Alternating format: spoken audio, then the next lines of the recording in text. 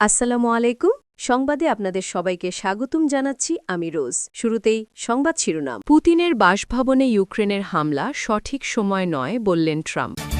নিজ বাসভবনে হামলার খবর পুতিনই ফোনালাপে জানিয়েছেন বললেন ট্রাম্প।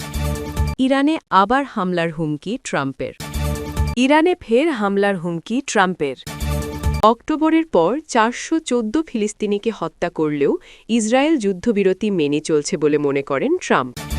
পুতিনের বাসভবনে ইউক্রেনের হামলা সঠিক সময় নয় বললেন ট্রাম্প। রাশিয়ার প্রেসিডেন্ট ভ্লাদিমির পুতিনের একটি ব্যক্তিগত বাসভবনে ইউক্রেনীয় বাহিনীর ড্রোন হামলার অভিযোগ নিয়ে তীব্র অসন্তোষ প্রকাশ করেছেন মার্কিন প্রেসিডেন্ট ডোনাল্ড ট্রাম্প।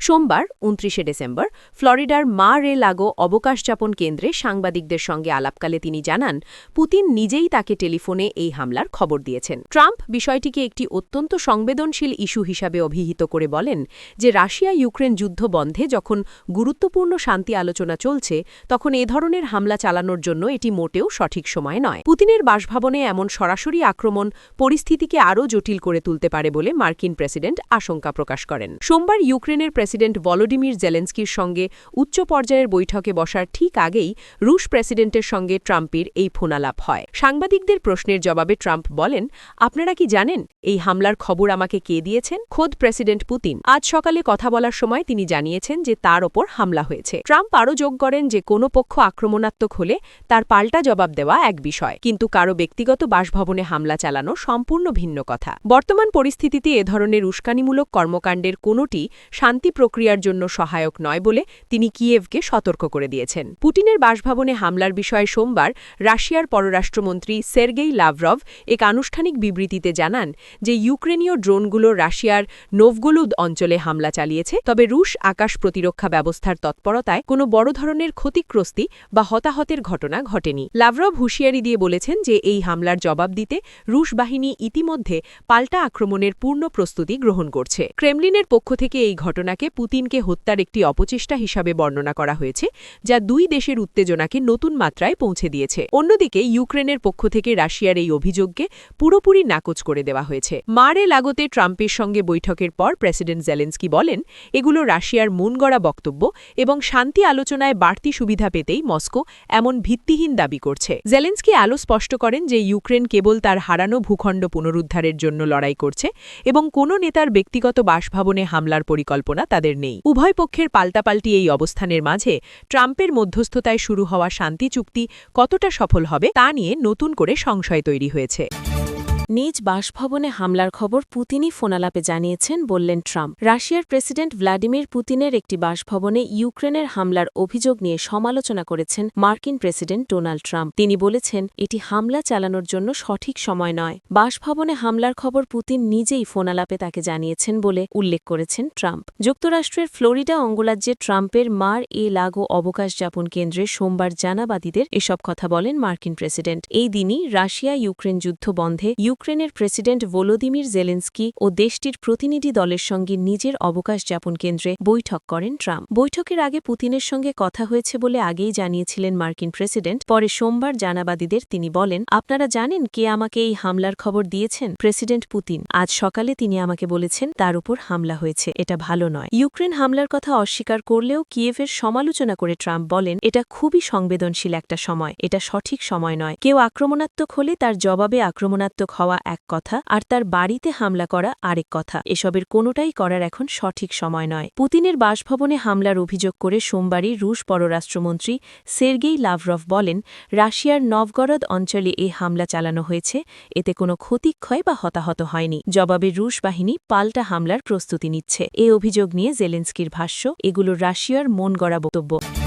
ইরানে আবার হামলার হুমকি ট্রাম্পের। ইরান তাদের পারমাণবিক অস্ত্র তৈরির কর্মসূচি চালিয়ে গেলে দেশটিতে আরেকটি বড় ধরনের হামলা সমর্থন করবেন বলে জানিয়েছেন মার্কিন প্রেসিডেন্ট ডোনাল্ড ট্রাম্প। যুক্তরাষ্ট্রের ফ্লোরিডা অঙ্গরাজ্যের মা-রে-লাগোতে ইসরায়েলি প্রেসিডেন্ট বেনিয়ামিন নেতানিয়াহুর সঙ্গে এক বৈঠকের পর ট্রাম্প ধারণা করছেন, গেল জুনে ইরানের পরমাণু স্থাপনায় মার্কিন হামলার পর দেশটি আবারও তাদের অস্ত্র তৈরির কার্যক্রম শুরু করতে চাচ্ছে। সাক্ষাৎকারের পর সংবাদ সম্মেলনে সম্মেলনে ট্রাম্প বলেন, আমি পড়েছি তারা অস্ত্রসহ অন্যান্য জিনিস পারমাণবিক তৈরি করছে। যদি তারা তা করে থাকে তাহলে আমরা যেসব স্থাপনা ধ্বংস করেছি তা নয়, বরং সম্ভবত ভিন্ন কোনো স্থাপনা ব্যবহার করছে। তিনি ইরানকে হুঁশিয়ারি দিয়ে বলেন, আমরা জানি তারা ঠিক কোথায় যাচ্ছে, কি করছে, তবে আমি আশা করি তারা এটা করবে না, কারণ আমরা আমাদের B-2 বিমানের জ্বালানি নষ্ট করতে চাই না। এটি 37 ঘণ্টার একটি লম্বা যাত্রা। সাম্প্রতিক সময় ইরানের সঙ্গে একটি সম্ভাব্য পারমাণবিক চুক্তি নিয়ে আলোচনা করছেন ট্রাম্প।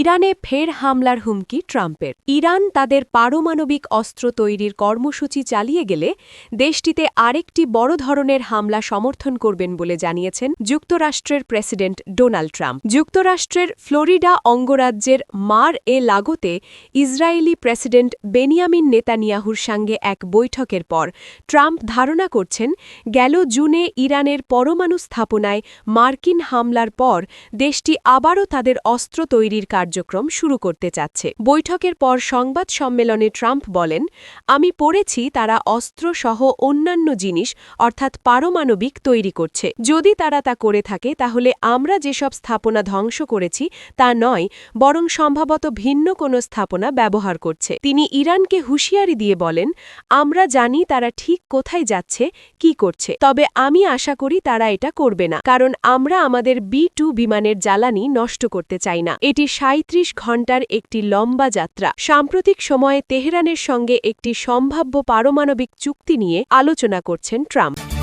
অক্টোবরের পর 414 ফিলিস্তিনিকে হত্যা করলেও ইসরায়েল যুদ্ধবিরতি মেনে চলছে বলে মনে করেন ট্রাম্প। মার্কিন প্রেসিডেন্ট ডোনাল্ড ট্রাম্প বলেছেন, গাজায় শান্তি পরিকল্পনার দ্বিতীয় ধাপে খুব দ্রুত পৌঁছানোর বিষয়ে তিনি আশাবাদী। গতকাল সোমবার ফ্লোরিডায় ইসরায়েলের প্রধানমন্ত্রী বেনিয়ামিন নেতানিয়াহুর সঙ্গে বৈঠকের পর ট্রাম্প কথা বলেন। তবে অক্টোবরে কার্যকর হওয়া যুদ্ধবিরতি ইসরায়েল বারবার লঙ্ঘন করলেও তা নিয়ে উদ্বিগ্ন নন তিনি। তার দাবি, ইসরায়েল যুদ্ধবিরতি মেনে চলছে। গাজায় যুদ্ধ বন্ধে ট্রাম্প প্রস্তাবিত 20 দফার শান্তি পরিকল্পনার অংশ হিসেবে সশস্ত্র গোষ্ঠী হামাসকে নিরস্ত্রীকরণের কথা বলা হয়েছে। গতকাল বৈঠকের পর নেতানিয়াহুর সঙ্গে যৌথ সংবাদ সম্মেলনে ট্রাম্প বলেন, ইসরায়েল পরিকল্পনাটি শতভাগ মেনে চলেছে, যদিও গাজায় ইসরায়েলি সেনাবাহিনী হামলা চালিয়ে যাচ্ছে। গাজা শান্তি পরিকল্পনার দ্বিতীয় ধাপে হামাস ও ইসরায়েলের কত দ্রুত অগ্রসর হওয়া উচিত, এই প্রশ্নের জবাবে ট্রাম্প বলেন, যত দ্রুত সম্ভব, তবে নিরস্ত্রীকরণ অবশ্যই হতে হবে। হামাস সম্পর্কে ট্রাম্প বলেন, তারা যদি তাদের প্রতিশ্রুতি মতো অস্ত্র সমর্পণ না করে